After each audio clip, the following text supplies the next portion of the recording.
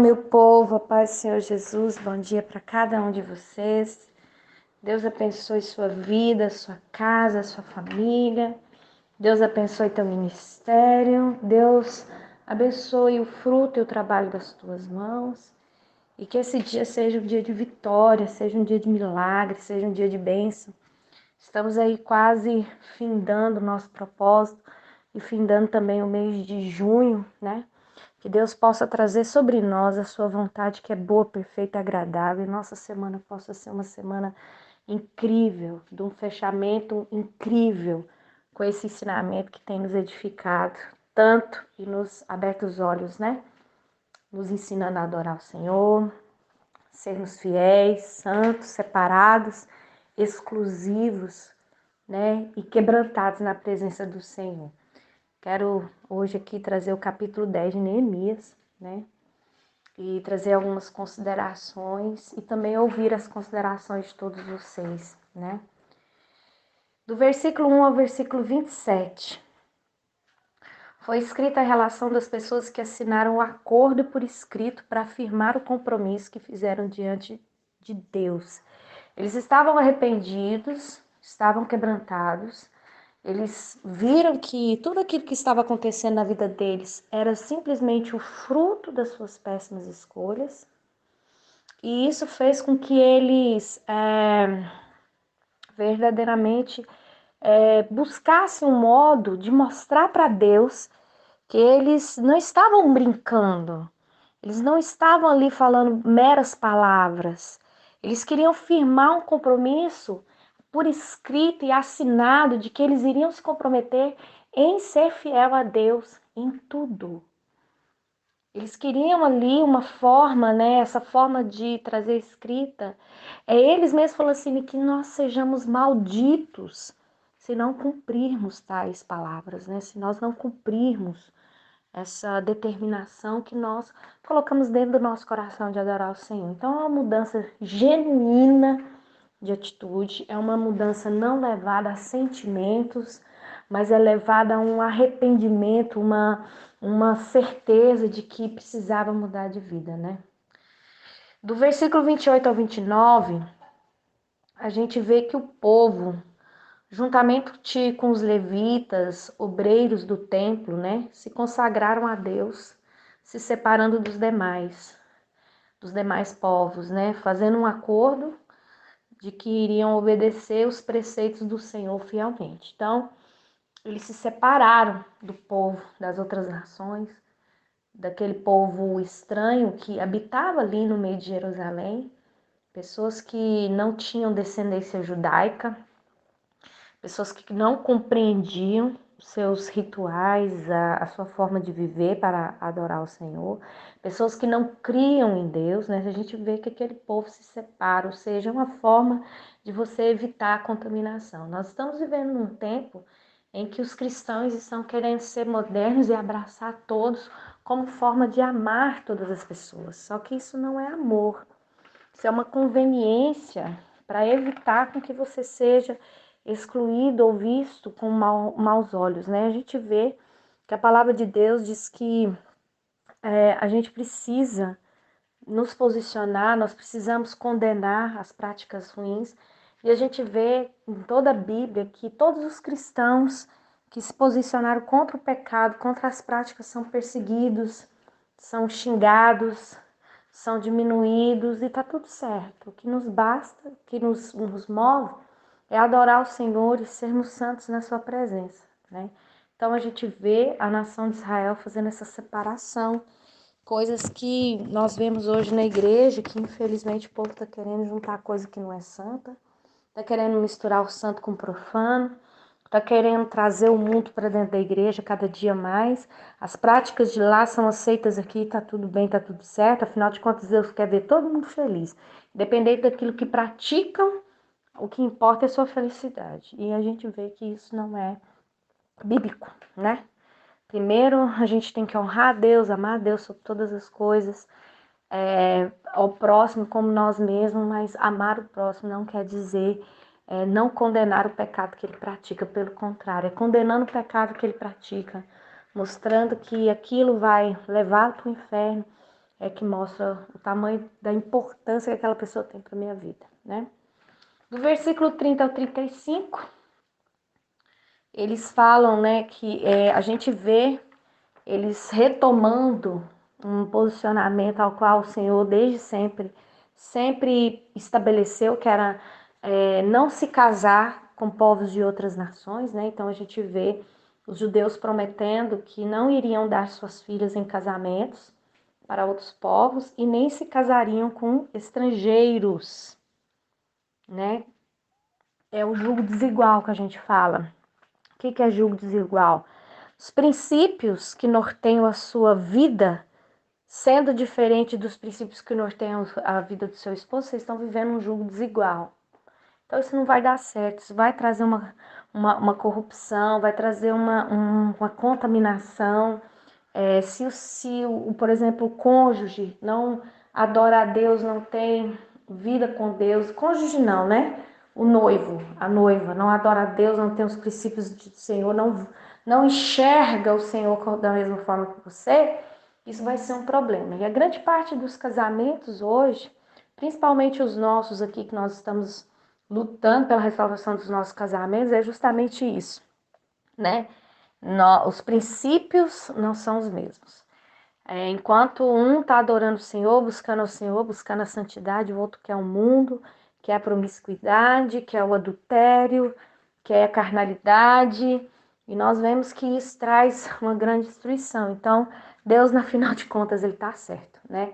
E quantas vezes nós fomos alertados por Deus, usados por pessoas, pelos nossos pais e tudo, alertando acerca de que o nosso casamento talvez seria um problema, talvez ali guiados pela soberba, guiados pela rebeldia, pela vontade de fazer o que se quer e viver o que se quer, nós viramos as costas, né? E enfiamos a cara aí, ó. E agora a gente está vendo o resultado disso, né? Mas eu ainda creio num Deus que misericordioso, poderoso, que diante do nosso arrependimento, diante essa constatação, ele pode mudar todas as coisas e tornar o nosso cônjuge, né, uma pessoa fiel a Deus tanto quanto nós e chamá-lo para viver essa vida em santidade, né? Outra coisa também, quando os judeus, né, você sabe que os judeus não fazem nada no sábado, né? O sábado é um dia consagrado a Deus em que eles não comercializam, não varrem casa, não fazem nada, eles não trabalham, não realizam atividade nenhuma, porque no sábado é consagrado ao Senhor. Então, quando vinha pessoas de fora comercializar com eles comercializavam no sábado. E eles falaram que quando esses estrangeiros chegassem, né, em Jerusalém para comercializar com eles não atenderiam somente no outro dia para honrar esse mandamento do Senhor, né?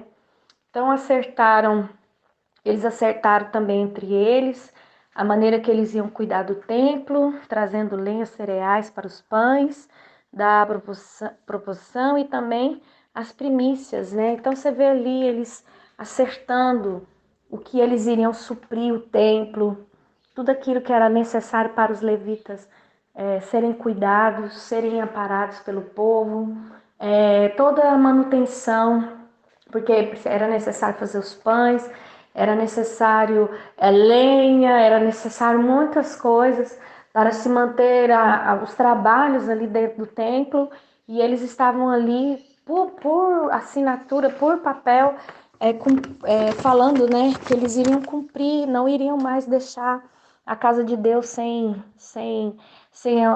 os elementos necessários para a adoração, que eles não iriam deixar os levitas desamparados, né?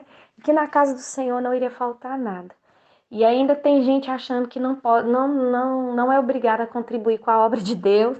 Ainda tem pessoas com um pensamento errado a respeito disso, e nós temos que olhar para a Bíblia e ver, né, como essas pessoas, quando elas restauram a adoração, elas se arrependem, como elas oferecem o seu melhor naquilo que é o lugar aonde a gente se reúne para prestar adoração a Deus. Você quer saber se a pessoa está com adoração em dia, olha para a igreja e vê se o povo está suprindo, vê se o povo está sendo dizimista, tá vendo, o povo está sendo ofertante. Você vai saber se o povo está adorando a Deus ou não, se Deus é o primeiro ou não.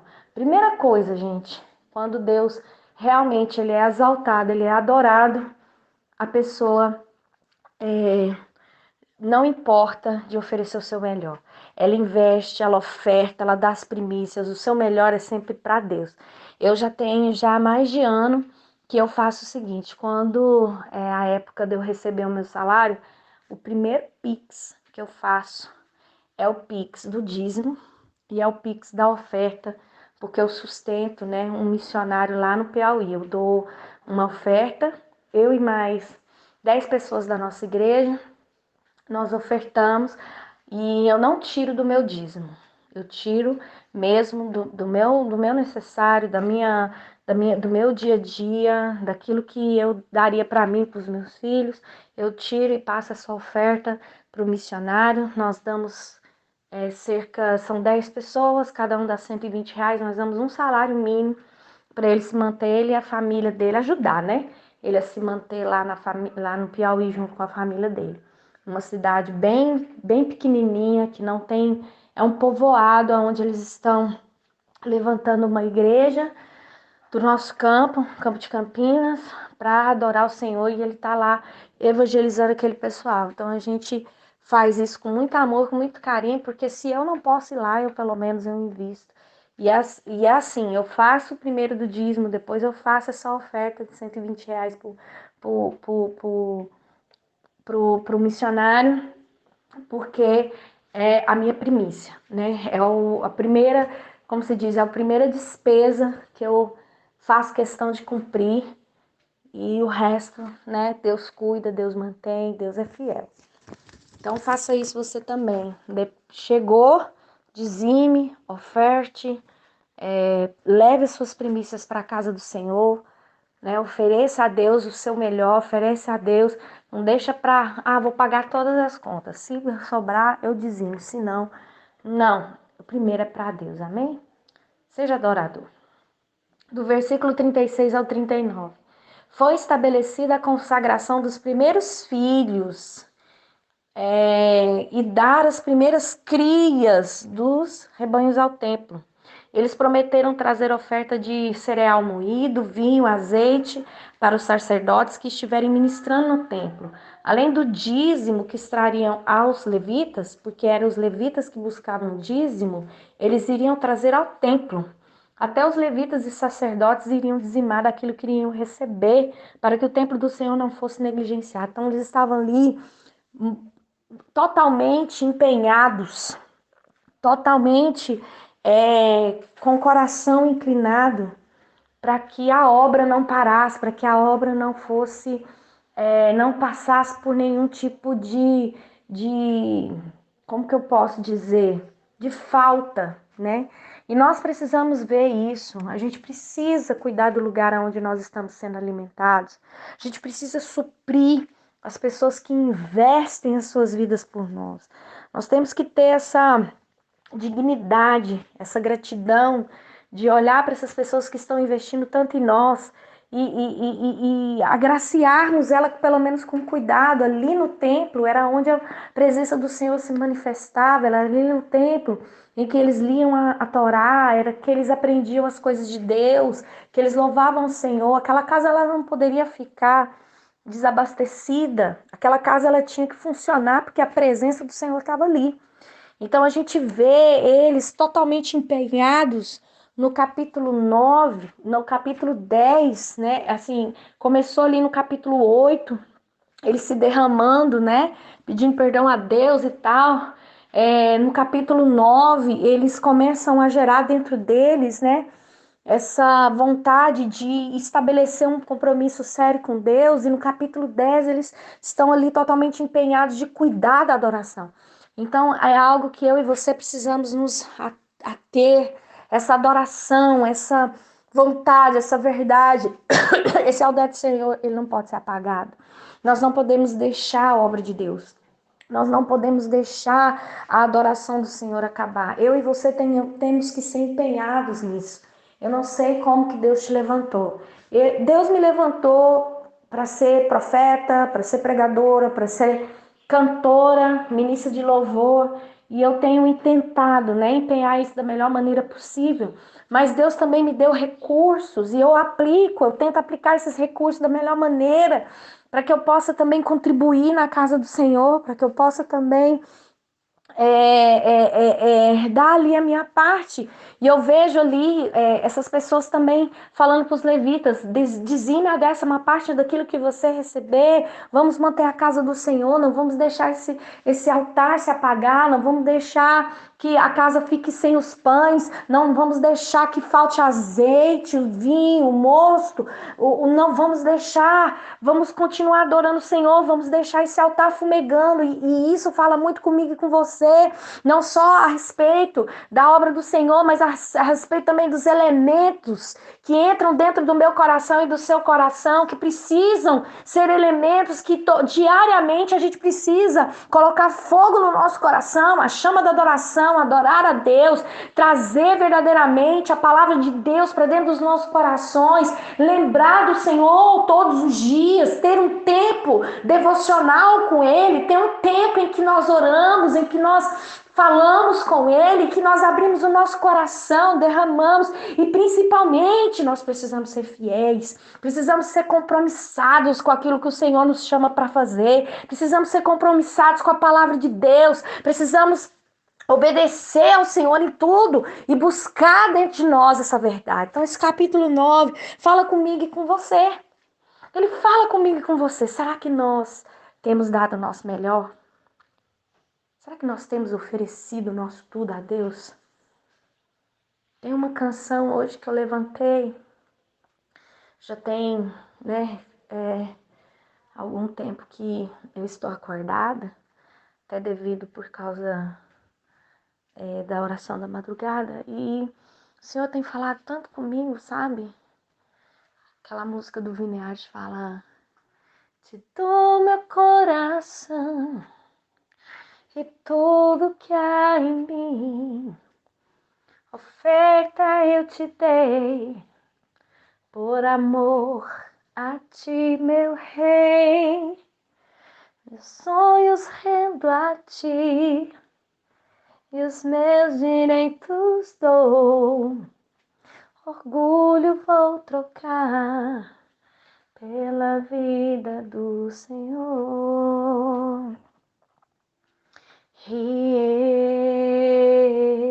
eu entrego tudo a ti, tudo a ti. E eu entrego tudo a ti, tudo a ti. Será que nós temos entregado tudo a Ele? Será que nosso melhor tem sido para o Senhor? Essa é a reflexão que eu quero deixar para você hoje. Será que os seus sonhos são mais importantes do que a vontade de Deus sobre a sua vida? Será que os seus recursos, você tem adorado a Deus com os seus recursos? Quero que você faça uma reflexão e peça ao Espírito Santo nessa manhã para trazer essa verdade ao seu coração, e eu vou orar.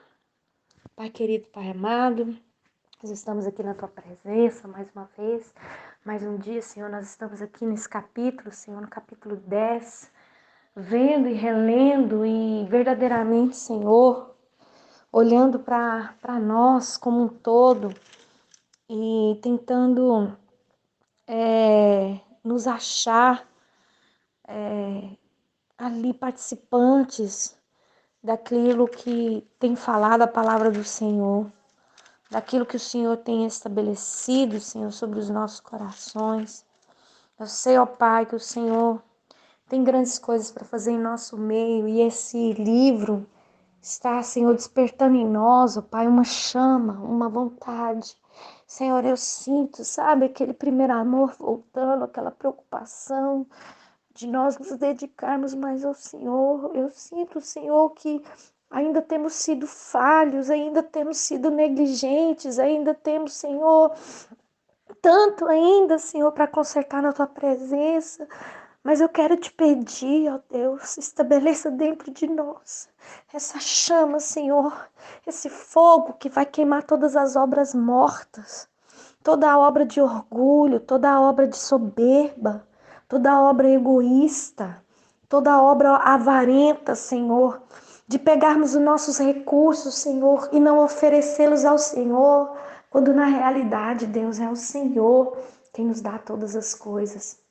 É o Senhor, Pai, que estabelece tudo na nossa vida. Se nós temos o que comer, é o Senhor quem nos deu. Se nós temos força para trabalhar, foi o Senhor que nos deu essa força. Se as portas se abrem, nós temos, ó Pai, prosperidade financeira, é porque o Senhor ativou aí do céu, Senhor, elementos necessários para que essas portas fossem abertas. Pai querido, Pai amado, que nós possamos, ó Pai, hoje, Senhor, também nos compromissar, assim como esse povo, Pai, se compromissou em oferecer o melhor ao Senhor e não deixar, ó Pai, não sermos negligentes com a sua obra, com a sua vontade, não sermos pessoas, ó Pai, que se escondem atrás dos problemas e não se envolve, Pai, com aquilo que nós devemos envolver. Pai querido, Pai amado, entra, Senhor, no mais profundo do nosso coração e limpa-nos, Senhor, totalmente edifica as nossas vidas de uma maneira sobrenatural, para que nós possamos ser, ó Pai, altar de adoração do Senhor, para que nós possamos, ó Pai, oferecer o nosso tudo a Ti. Senhor, nos dê esse coração arrependido, quebrantado, que nós olhamos, ó Pai, para dentro de nós e venhamos observar, Pai, o quanto nós temos sido negligentes, o quanto nós temos sido, Senhor, indiferentes, o quanto, Senhor, nós temos sido, ó Pai, totalmente dispersos com a questão da vontade do Senhor sobre as nossas vidas. Realinha, Senhor, a nossa vida, nos ajuda, realinha a nossa vida com a sua vontade e estabeleça o teu trono sobre as nossas vidas, nos traz quebrantamento, arrependimento, revelação profunda, Pai, daquilo que ainda nos falta, daquilo que ainda é necessário. Pai, nos traz a revelação, Senhor, da tua palavra, para que a gente possa saber, Pai, que ainda precisamos, Senhor, de consertar as nossas vidas, de colocar a nossa vida no altar, de dedicarmos mais ao Senhor, de termos tempo, especialmente, Senhor, para analisar, Pai, os caminhos que nós temos trilhado e nos arrepender todos os dias, que nós possamos, ó Pai, nos comprometer de maneira especial e específica, Senhor, nessa data de hoje, Pai, quebranta os nossos corações e traga, Senhor, a convicção de que temos que ser melhores. Porque talvez assim, Senhor, nós possamos experimentar a Tua vontade, porque ela é boa, perfeita e agradável. Em nome de Jesus é o que eu te peço.